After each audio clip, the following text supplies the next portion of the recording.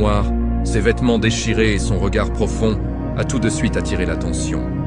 Sa réputation de guérisseur l'a vite précédé. On parlait de ce noir du Sud qui soignait les maladies que même les plus grands prêtres ne pouvaient guérir. Des femmes stériles retrouvaient la fertilité, des enfants mourants revenaient à la vie. Un général mordu par un cobra fut sauvé en une nuit grâce à un cataplasme qu'il avait préparé.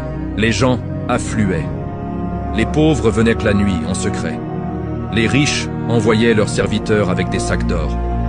Luqman refusait toujours l'or, ne prenant que le nécessaire pour manger, et continuait à dormir sous les étoiles.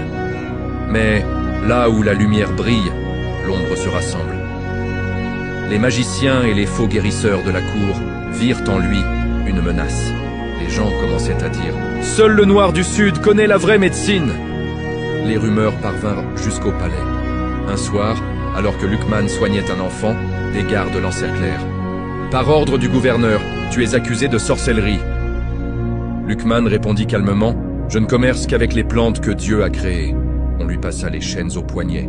C'était la deuxième fois de sa vie qu'on l'enchaînait. La première fois, il était né esclave. Cette fois, il était libre. Et on le rendait esclave à nouveau. Ils le jetèrent dans la grande prison de Souan, une fosse creusée dans le roc, obscure et puante. Luqman fut jeté au milieu des criminels, des voleurs, des assassins, des débiteurs insolvables. Dès le premier soir, un colosse égyptien couvert de cicatrices s'approcha et le menaça. « Toi le noir, donne-moi tout ce que tu caches. » Luqman répondit doucement. « Je ne cache rien, sauf ma confiance en Allah. » L'homme leva le poing, mais à cet instant, une douleur fulgurante lui traversa le ventre. Il s'effondra en hurlant. C'était une ancienne hernie que Luqman avait remarquée. Il s'agenouilla près de l'homme, posa sa main sur son ventre et murmura une prière. Quelques minutes plus tard, la douleur avait disparu. Le colosse pleura comme un enfant. « Tu es un sorcier ou un saint ?» Luqman sourit. « Je suis seulement un serviteur qui connaît quelques secrets des plantes. » Dès le lendemain, la nouvelle se répandit dans la prison. Les prisonniers lui apportaient en secret des feuilles séchées, des racines, des écorces. Luqman fabriquait des remèdes dans le noir, soignant les fièvres, les plaies, les infections. Même les gardiens finirent par venir le voir en cachette. Il resta 7 longues années dans cette prison, où il apprit la patience plus que jamais. Il disait « La prison du corps haine, et rien comparé à la prison du cœur qui oublie Allah. » Un jour, le gouverneur de Souan tomba gravement malade. Les prêtres médecins avaient tout essayé. Une servante murmura alors à l'oreille de la femme du gouverneur. « Il y a dans la prison un homme noir qui guérit ce que personne ne peut guérir. » Désespérée, elle envoya chercher Luqman. On le sortit de sa fosse, on le lava, on le vêtit de lin blanc. Le gouverneur était là, le corps gonflé, la peau jaune. Luqman l'examina et demanda de l'eau, du miel sauvage et une plante rare, le silphium noir. Un messager partit au galop et revint 3 jours plus tard. Luqman prépara le remède toute une nuit en récitant le nom d'Allah.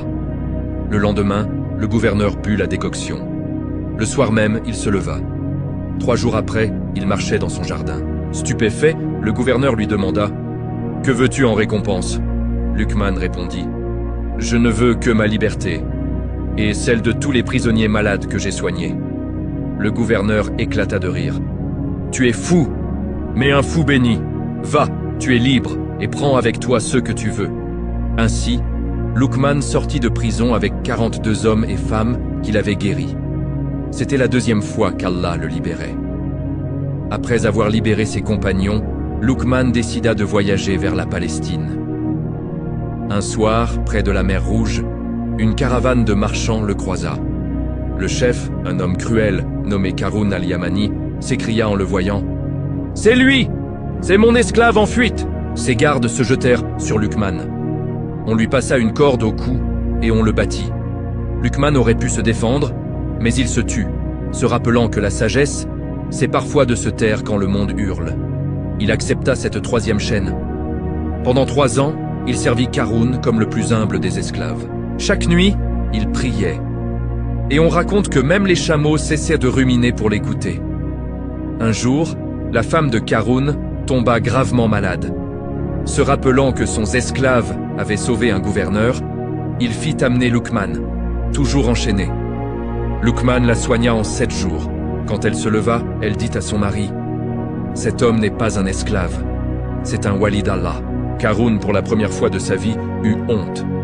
Il s'agenouilla devant Luqman. « Je t'ai humilié, et tu as sauvé la femme que j'aime. Demande-moi ce que tu veux. » Luqman répondit, « Je ne veux que ce que Allah m'accroît a déjà donné, la liberté de marcher vers lui. » Qarûn pleura et le libéra, lui offrant 10 chameaux chargés de provisions. Luqman n'en prit qu'un avec un peu de nourriture et repartit. C'était la 3e fois qu'Allah brisait ses chaînes. Cette nuit-là, seul dans le désert, une voix du ciel lui parla. « Ô Luqman, tu as été enchaîné 3 fois, et 3 fois je t'ai libéré. Désormais aucune chaîne humaine ne pourra plus te retenir. Va vers la terre des prophètes.